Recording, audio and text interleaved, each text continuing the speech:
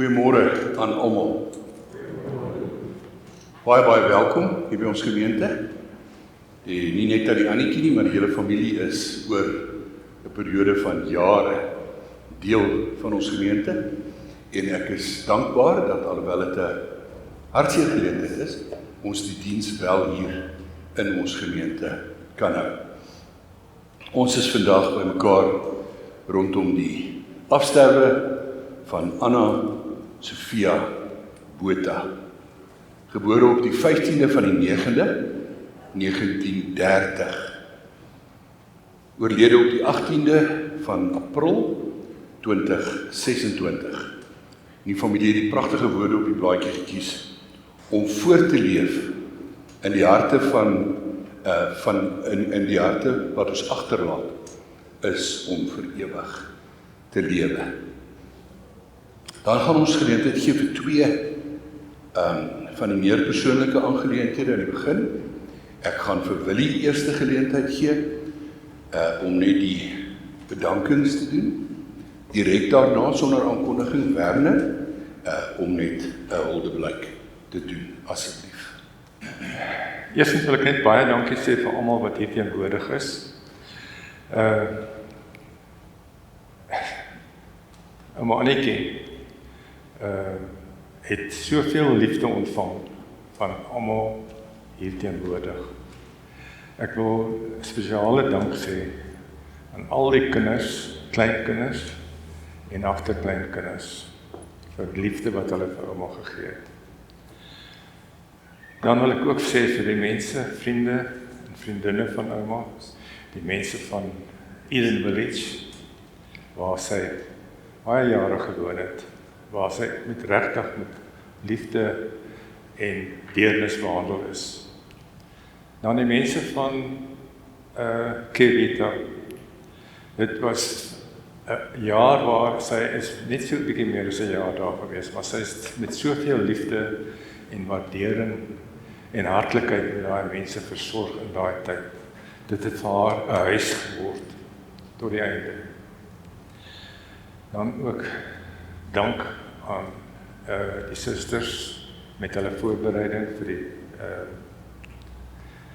versnapperinge na die diens. Dankie vir Dominee Braam, Linda, Karen en Fanny vir julle diens. Maar dan wil ek net sê vir Werner, spesiale dank vir jou, wat ouma elke donderdag gebel het. Sy het so uitgesien dat daai bel, sy kon nie wag vir dit nie, en sy het dit baie waardeer. Corrie en Rina, dankie vir die liefde wat julle vir ouma gegee het. Ek dink dit was wonderlik geweest om haar laaste paar dae hier te hê. En nietemin, die laaste wat ek ook wil sê is die Glenwood Hospitaal.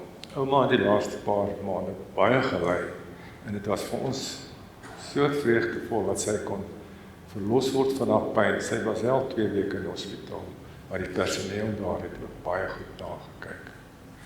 My waardering vir almal, baie dankie. Goeiemôre almal hierso. Julle gaan my maar moet verskoon, ek gaan net dat ek my gedagtes op mekaar het en ek dit aflees. Dit is vir my 'n voorreg om 'n huldeblyk aan my ouma te kan doen. Vir elkeen wat vandag hier sit, het ouma 'n impak gemaak. En ons is elkeen soveel ryker omdat ons tyd saam met ouma kon deel. Ter nagedagtenis aan ons ma, ouma Grootjie, vriendin. Sy was vir almal wat haar geken het 'n groot inspirasie. Sy was die toonbeeld van die vrug van die Gees, altyd vol liefde, sagmoedigheid en vriendelikheid. Vir ouma was niemand 'n vreemdeling nie. Sy was altyd daar vir almal wat haar hande, vir almal. Haar hande het vir niks verkeerd gestaan nie. Sy het altyd die mooi in mense gesien. Ons sal haar onthou as iemand wat nooit kwaad geword het nie, of 'n lelike woord teen 'n ander gesê het nie. Sy was die vrede self. Haar hande kon nooit stil wees nie. Daar was altyd beskuit en 'n koekie om aan te pesel. Ouma se koffiekoekies het almal anders in dit vir my bederf vir ewig. Sy het ander altyd eerste gestel en haar goedheid sal vir ons altyd bybly. Sy was die trotse ma van Rina en Corrie. En ook Dirk en Willie, my pa en my oom. Sy het vir my gesê sy het nie skoonseuns nie, sy het seuns. En hulle was ook so lief vir haar. Trotse ouma van Werner, Deidre en Rina, Karin en Hendrik. Trotse ouma grootjie van Gisela, Reinhard, Dirke, Irenay, Edrich, Wian, Richard Denay en Pinat, wat nou ongelukkig nie van ontmoet het nog nie. Ons sal definitief hierdie wonderlike herinneringe saam met hy of haar deel. Hier is 'n brief wat Annelies vir ouma geskryf het. Liewe ouma, my hart is seer. Ek sit en dink hoe bevoorreg ek was dat ouma deel van my lewe geword het toe ek met Werner getroud is. Ouma het my met oop arms ontvang. Dit het van die begin af gevoel of ek nog altyd hier hoort. Daar is soveel dinge van ouma wat by my bly. Die manier hoe ouma mense gegroet het, daardie opregte hartlikheid wat jou dadelik welkom en spesiaal uitvoer dit. Ek sal ouma onthou vir ouma se handewerk, of dit nou kos, koffiekoekies, naaldwerk was. Alles wat ouma aangeraak het, was met soveel perfeksie en liefde gedoen. Ouma se positiewe uitkyk op die lewe was 'n groot inspirasie vir ons. Selfs in die stil oomblikke het ouma 'n tipe lig uitgestraal wat 'n mens nie sommer elders kon kry nie. Ouma is een van God se mooiste parels. Ouma het ouma se geloof uitgeleef en was 'n voorbeeld van dit, en wat 'n voorbeeld was dit nie vir ons almal nie. By ouma het ek geleer dat daar soveel rykdom in eenvoud is. Dankie vir die beste voorbeeld van 'n ma, ouma en ouma groot, wat ouma vir ons en ons kinders was. 'n Koffiekoekie en 'n karamelvat sal ons altyd aan ouma laat dink. Baie liefde, Annelies, ouma het ook vir haar wysigheid gedoen. Een van die kleinkinders het ook vir ouma ietsie geskryf. Dankie dat ouma altyd na ons stories geluister het en dat ouma die beste stories vir ons vertel het. Ek sal altyd vir ouma onthou vir wat ouma vir ons gedoen het. Ek waardeer dit oneindig baie. Gisela het ook vir ouma ietsie geskryf. Anna Sofia Botha het baie rolle vervul op haar lewenspad. Sy was geken as 'n vrou, vriendin, ma en ouma. Maar ek het die voorreg gehad om haar te ken as ouma grootjie. Alles en almal wat met haar in aanraking gekom het, is gemerk met die kenteken van haar sagge aardheid. Sy het die lig in die lewe gebring. Oral waar sy gegaan het, en dit was kenmerkend in haar gesprekke, haar liefde vir haar mense, haar netjiese handewerk. As kind het ek altyd gedink dat sy 'n bietjie magic in haar hande het. Want dit moet seker bonatuurlike kragte vat om so lekker koffiekoekies te bak en die mooiste kledingstukke te maak met die fynste detail. Dit was 'n voorreg om die grootste seën dat ek vir 21 jaar haar kon ken as mens en ouma grootjie. Jy het 'n permanente voetspoor in my hart kom trap. Elke mens saam met haar elke oomblik saam met haar sal ek vir ewig koester. Ouma het diep spore in ons almal se lewe gelaat en ons sal dit nooit vergeet nie. Ons gaan ouma mis, maar in liefde onthou. Dis sag. Terwyl jy net so bly sit, gaan ons saam bid. Here, wat 'n voorreg om vir U te kan dankie sê, dat ons die voorreg gehad het, dat ons lewens aangeraak is deur die van Tannie Annetjie. Dankie dat U haar geseën het met 'n unieke persoonlikheid, met talente, gawes en die vermoë om mense om haar se lewens te verryk. En dankie dat ons wat vandag hier sit, elkeen op een of ander manier, die was wat daardeur aangeraak is. Daarom hoort ons dank en ons lof en ons eer eerstens aan U, want net deur U genade kon sy so 'n besondere lewe lei en kon sy so impak op almal hê. Ons dankie ook vir die feit dat sy 'n relatiewe lang lewe gehad het, 95 jaar. En dat die meeste daarvan positief en goed was natuurlik, met uitdagings, moeilikhede, hartseer, maar dat sy eintlik tot op die einde fisies sterk was, gesond was, nie 'n lang afdraande pad van siekte gehad het nie. Ons dankie vir dit alles. Here, maar dan is ons ook hier rondom die realiteit van die dood en die verlies. En dit kan ons nie vandag wegpraat te midde van al die mooi dinge wat ons kan sê. Daarom wil ons bid dat U ook vir ons deur die Gees sal lei om eerlik te wees oor die seer van verlies. Maar dan natuurlik, die belangrikste van alles is dat ons bid om U troos. Here, die wêreld is so geneig om oppervlakkige troos aan te bied. So baie van die dinge wat ons sê is seker waar, sy is beter af, sy sal nie met ons op plek ruil nie. Maar dit troos nie regtig nie.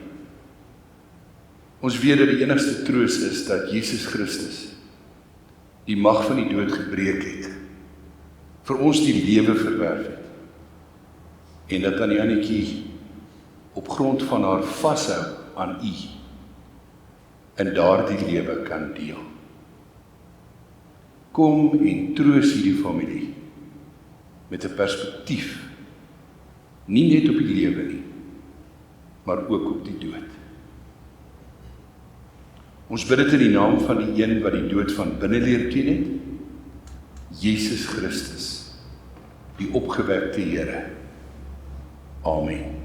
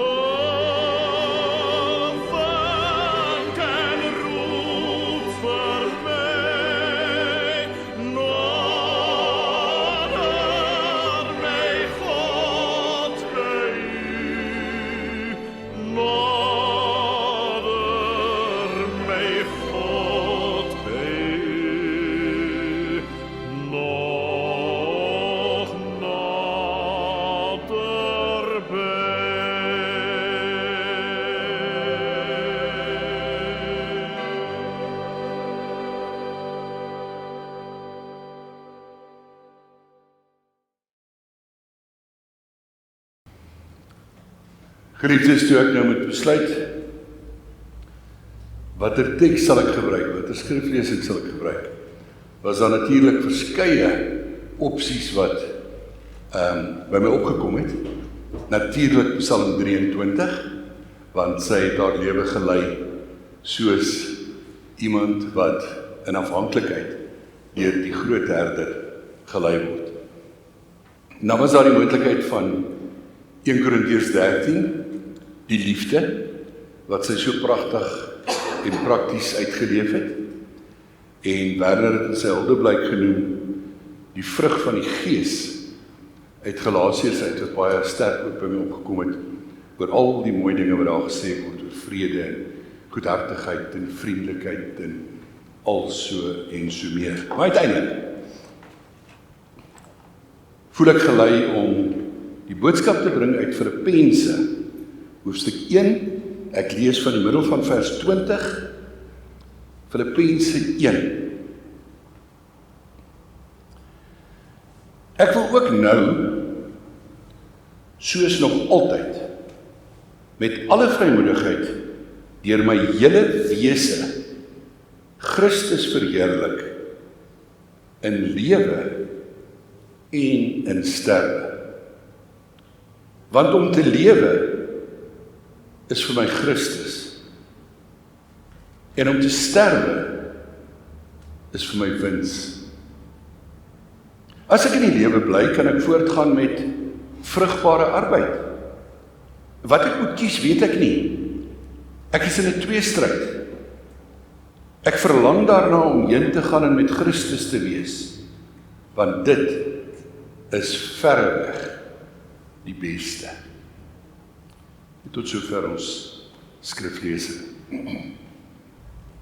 Ek wil in 'n kort inleiding vertel van 'n predikant wat een oggend 'n roerende preek gehad het oor hoe wonderlik die hemel is. En aan die einde van hierdie roerende preek oor die hemel en hoe wonderlik dit is, toe vra hy vir die gemeente, almal wat graag wil hemel toe gaan, moet hulle hande opsteek. En toe steek almal hulle hande op. Party het sommer 2 hande opgesteek. Almal wil hemel toe gaan. Die hande laat sak, toe vra hy 'n tweede vraag. Toe sê hy, wie wil vandag gaan? Toe sit hulle maar so, en toe steek niemand hulle hand op nie. Hoekom vertel ek die stupid story? My eerste hoofpunt, hierdie storie verklap dat ons 'n sekere ongemak het met die dood. Eintlik wil ons nie sterf nie. Al sê ons al die mooi dinge van die lewe na die dood in die hemel, eintlik wil ons nie sterf nie. Eintlik doen ons alles in ons vermoë om te kan bly lewe. Ons doen alles in ons vermoë dat ons geliefdes kan bly lewe. Nou ja, ek wil dit glad nie veroordeel nie, want dit is heeltemal normaal. Die dood is vir ons die groot vreemde, onbekende. Ons is bang dat ons dood of die van ons geliefdes gepaard sal gaan met lyding. Dit is teologies korrek om te sê dat die dood is ook God se vyand en daarom ook ons vyand. En die lewe is kosbaar. En nou wil ek nie 'n lang uitgerekte huldeblyk oor Tannie Annetjie se lewe lewer nie. Maar in die huldeblyke op die program, in dit wat Werner gelees het en gesê het ook van ander, kom 'n hele paar dinge na vore. En dit is goed wat julle weet van haar lewe. En dis my altyd vreeslik belangrik. By partydienste praat mense en sê allerlei mooi dinge oor die persoon wat dood is, skilder hulle partykeer in onherkenbare kleure. Maar aan die ander kant, terwyl ons die mense op hemel en verheerlik nie, as ons die mooi dinge van iemand se lewe kon sê terwyl hulle geleef het, dan moet ons dit ook kan sê wanneer ons by mekaar is vir 'n gedenkdiens. Ek wil graag onomwonde sê dat sy was 'n besondere mens, 'n besondere liefdevolle mens en 'n besondere geliefde mens. Dinge wat uitstaan vir die familie is altyd haar voorbeeld. Sy het haar preek, het sy geleef. Sy het geen vyand gehad nie, en dis daarom iets groots om te sê. Almal onthou haar netheid, haar harde werk, klere self gemaak, haar kinders se klere gemaak, trourokke gemaak. Een van die groot goed wat uitstaan is dat sy 'n toonbeeld was van hoe om ander mense te behandel. En dan 'n positiewe lewensbenadering. En altyd besig. Altyd besig. Iets wat ek persoonlik van haar sal onthou is haar opgewondenheid om 'n mens te sien. Haar blydskap, haar waardering. Het was nooit sommer net, hallo, hoe gaan dit en so nie. Sy was opreg bly en dankbaar om enigiemand te sien. En sy het die liefde wat ons aan haar betoon het, opreg waardeer. Sy het 'n mooi, positiewe, geseënde lewe gehad. Sy het soveel beteken vir soveel mense. Sy het 'n goeie sin vir humor gehad. Maar uiteindelik is die belangrikste van alles seker dat sy diep geloof gehad het. En dan iets wat by die troos hoort, ons kom net oor die troos oor die ewige lewe, maar iets wat by die troos hoort wat ek baie lief is om te sê, en mens kan dit sê wanneer iemand so betekenisvolle, sinvolle lewe gehad het. En dit is, en ek stel dit op die manier wat ek dit altyd stel, daar's 'n sekere perk wat God aan die dood gestel het. Die dood kan net iemand se fisiese bestaan beëindig. Die dood kan nie die betekenis van iemand se lewe uitwis nie. Nou baie mense dink ons praat van herinneringe, om te sê, ons sal altyd ons herinneringe behou. Ek praat nie daarvan. Dit is ook so, ons sal ons herinneringe behou. Waarvan ek praat is dat die dood kan nie die betekenis van haar lewe uitwis nie. Dit wat sy vir julle gedoen het, dit wat sy vir julle geleer het, dit wat sy vir julle beteken het, is binne in julle, vir altyd. Dis deel van wie jy is. En dit kan die dood nie wegneem. Tweedens, 'n kort tweede hoofpunt oor wat maak ons negatief oor die dood. Ek wil 'n paar dinge noem. Die een is ons eie idee van die dood as einde. Ons moet baie keer luister hoe ons praat. Ons praat baie keer in terme van dis nou verby. Dis nou die einde. As ons die woord dood wil gebruik nie, dan sê ons vir die kinders, jong ouma's in die hospitaal, en as die ergste sou gebeur, jy weet, moet ons voorbereid wees. So ons praat die hele tyd in negatiewe terme oor die dood. Die tweede aspek is, en dit vind ek in my berading oor rou, waarskynlik die ding wat die sterkste uitstaan, is ons magteloosheid in die aangesig van die dood. Sjoe julle, ons leef daarom in 'n moderne wêreld waar mens ongelooflik baie dinge of kan regmaak, of kan vervang. Dis deel van ons lewe, en ek wil nie eens al die mediese voorbeelde noem nie, maar weet jy kan 'n enkel vervang, knie vervang, heup vervang, skouer vervang, elmboog vervang, hartklep vervang. Jy kan alles kry, wat ons nie kan regmaak nie, vervang ons, en dan kom ons aan, loop ons vas in die dood. En ek sê nie die dood is die enigste uitsondering, maar die dood is die grootste uitsondering. Want die dood kan ons nie regmaak nie. En vir tannie Annetjie kan ons nie vervang nie. En dit laat ons met 'n sekere magteloosheid. Die derde wat ek wil noem is 'n bietjie selfsugtigheid. Ons wil nie hê ons geliefdes moet sterf nie. Ons wil hulle eintlik vir altyd by ons hê. Ons is baie selde op die punt dat ons regtig gereed is om hulle te laat gaan. Jy weet, ek dink toe ouma 90 geword het almal, jy weet, gesê, okay ouma, nou daai volgende baken, daai 95.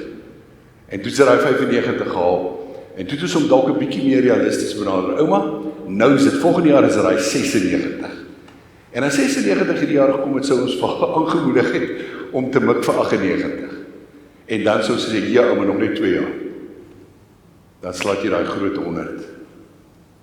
En ek wonder as sy die groot 100 syfer sou bereik het, of ons regtig dan gereed sou wees om te sê, dis nou maar tyd.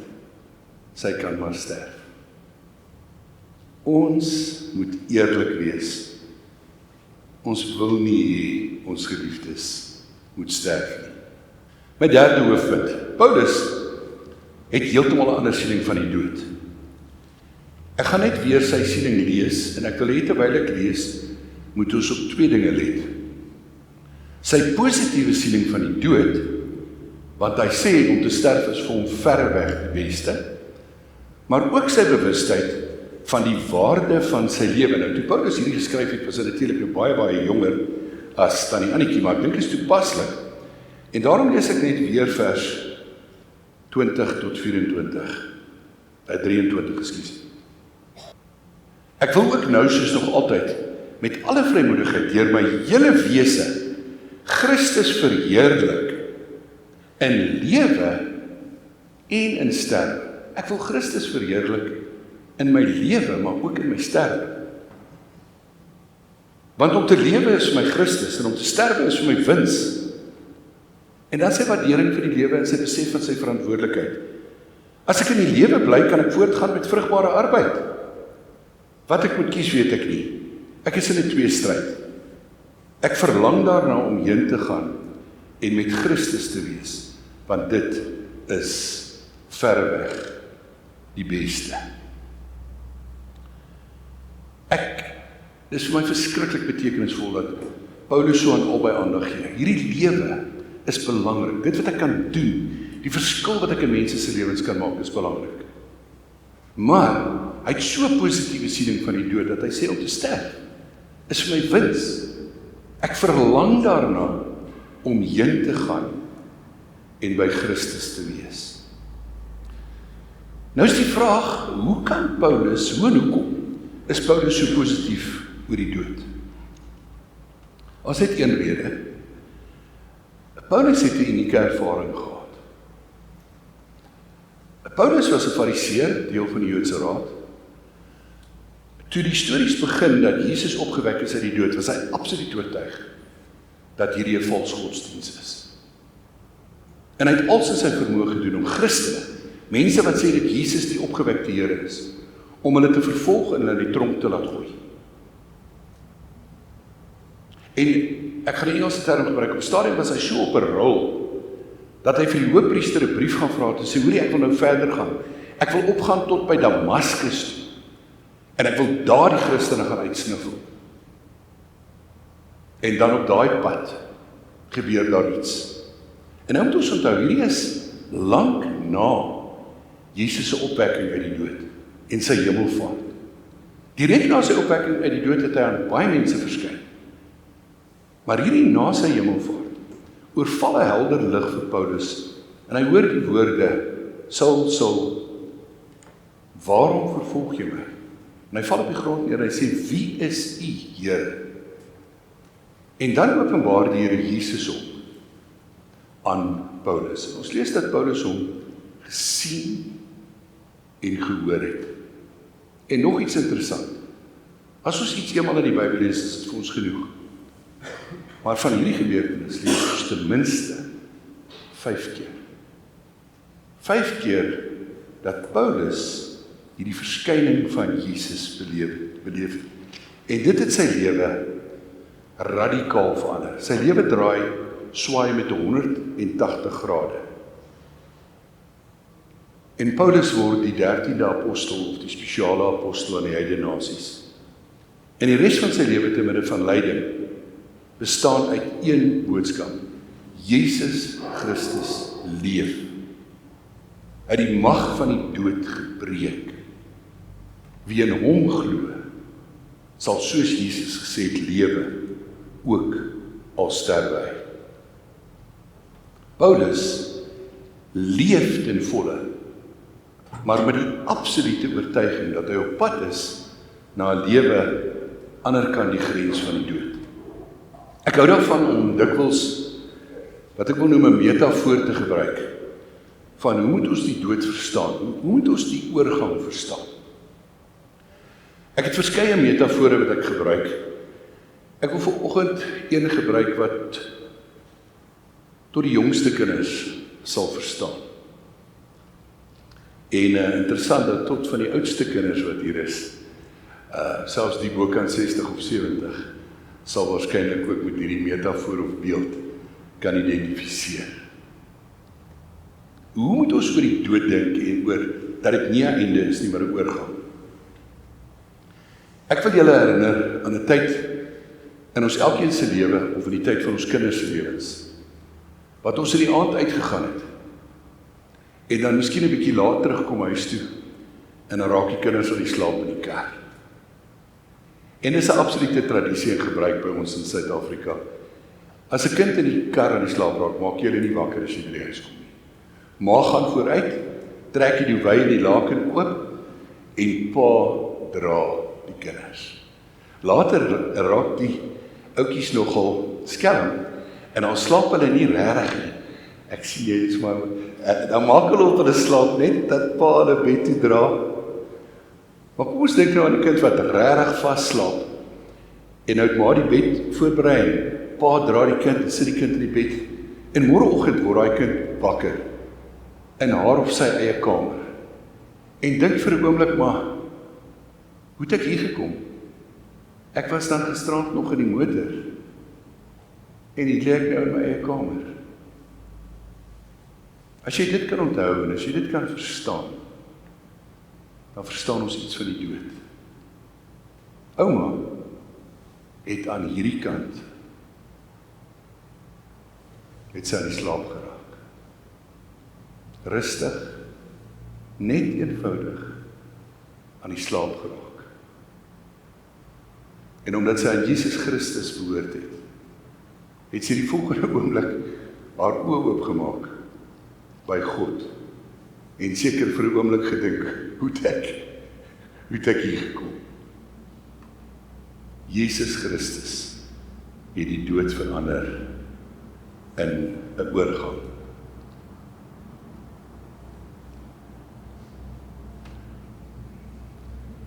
Ouma Annetjie het hierdie oorgang beleef. Maar ek het die idee dat sy ook op stadiums iets van Paulus se tweestryd beleef het. Sy was verskriklik lief vir julle. En ek weet sy sou enigiets gee wat sy kon om dit vir julle makliker te maak en beter te maak. Maar uit alles wat sy gesê is, beleef ek dat sy die tweestryd gehad het van sy sou graag nog hier wou wees ter wille van julle, maar nie meer ter wille van haarself. Sy was moeg en sy was gereed om oor te gaan.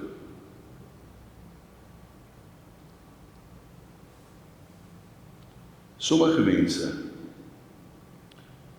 is meer ryp om te sterf as ander. En as ons geliefdes op 'n punt kom waar hulle ryp geword het om te sterf, opgewonde is oor die oorgang na die Here toe, moet ons te midde van ons hartseer, moet ons ook daai iets beleef van dit is vir haar beter.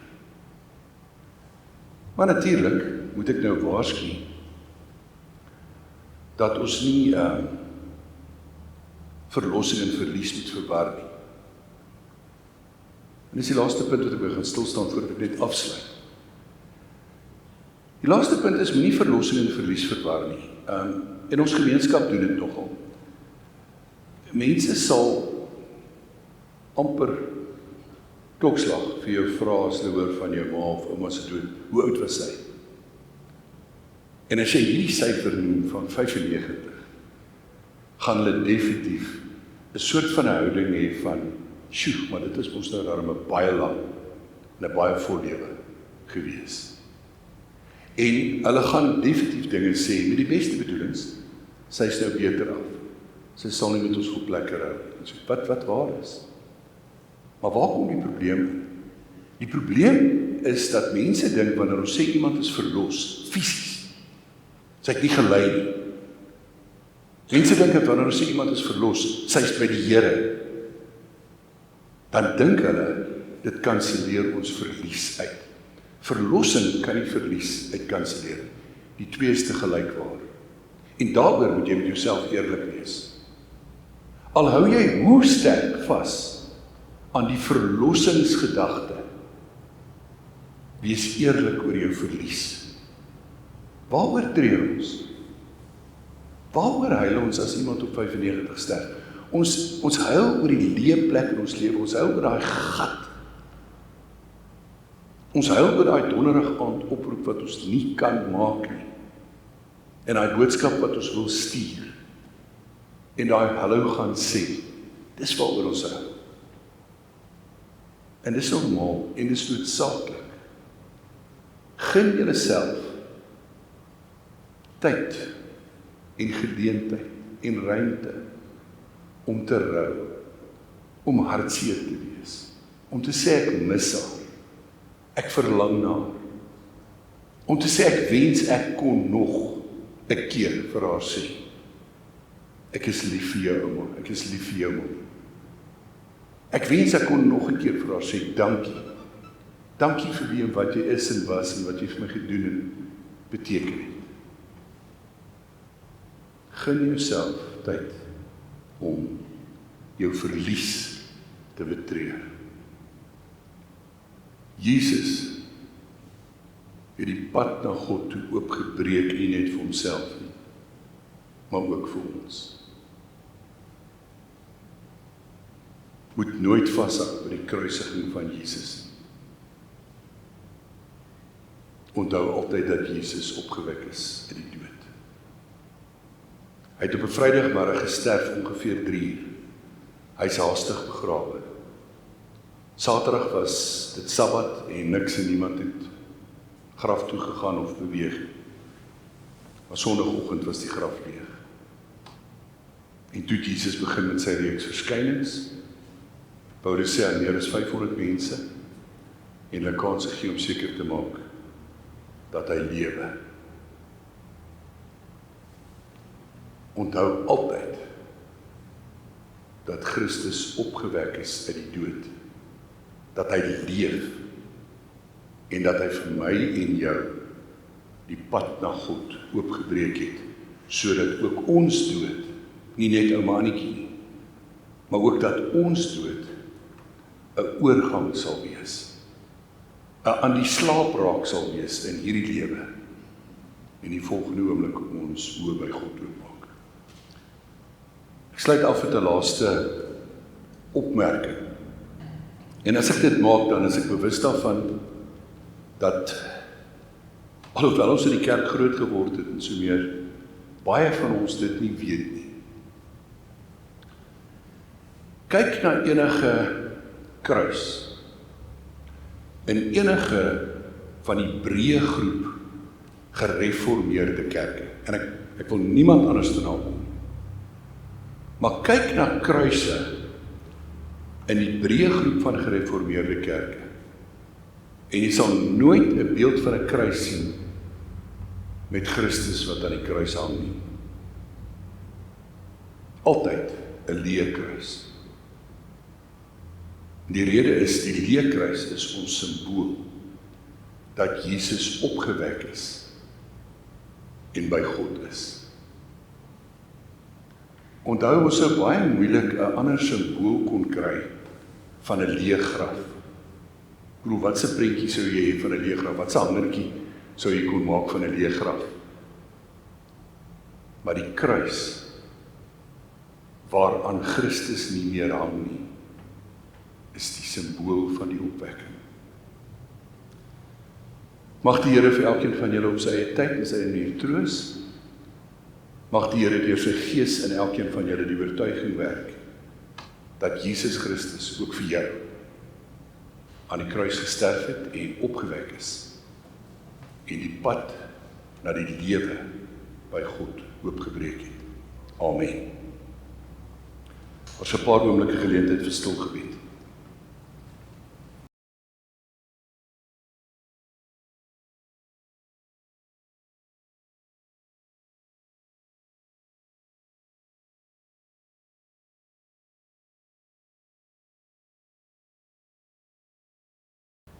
Here, U weet dat ons baie mooi dinge vir mekaar kan sê, natuurlik in die hoop om bietjie te bemoedig, bietjie te troos en so meer. Aan die ander kant is ons maar baie bewus daarvan dat dit wat ons sê net regtig nooit genoeg sal wees nie. En dis hoekom ons nou bid hier aan die einde.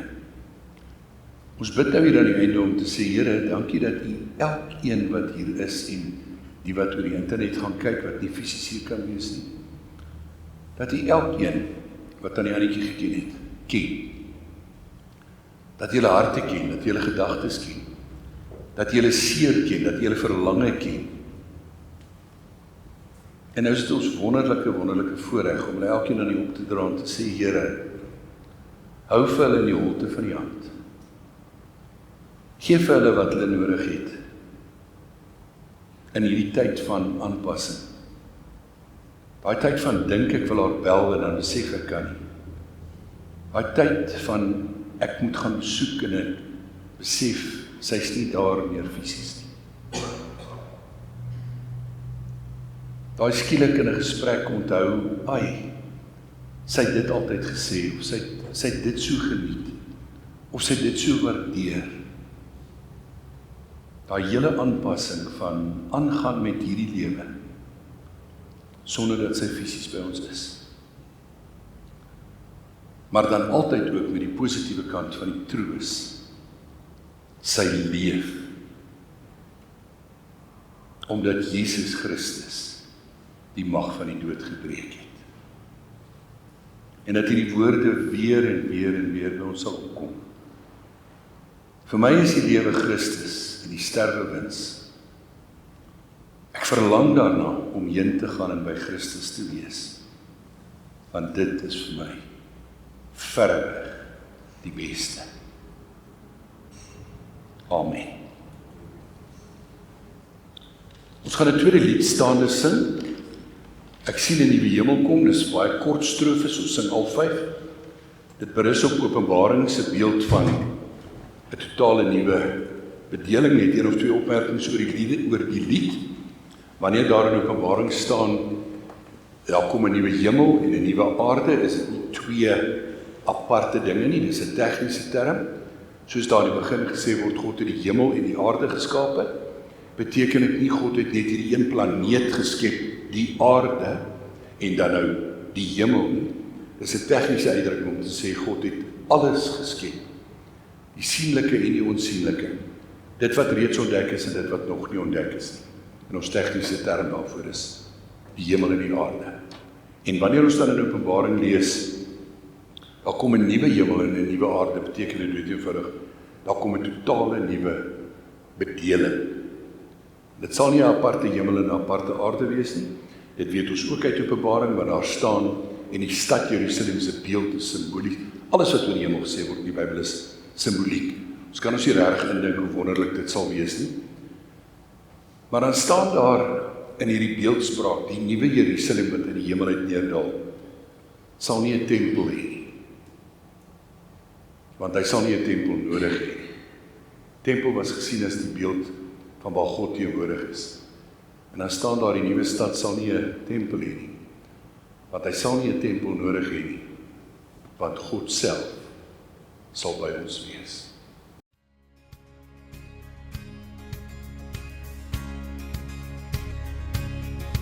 Ek sien 'n nuwe hemel kom, 'n aarde nuut en vry.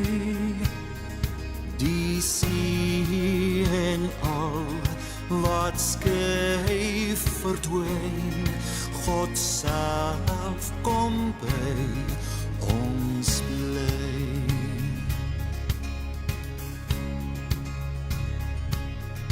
Die nuwe stad, Jerusalem, daar uit die hemel neer, skoon soos 'n bruid in heerlikheid, geliefde van die Heer.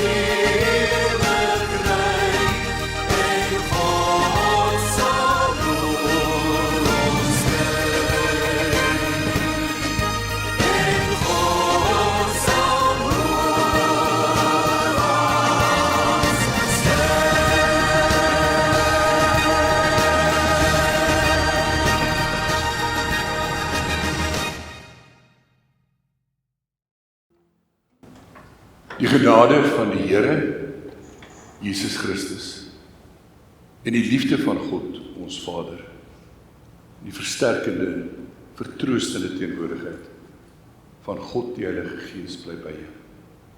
Amen. Amen.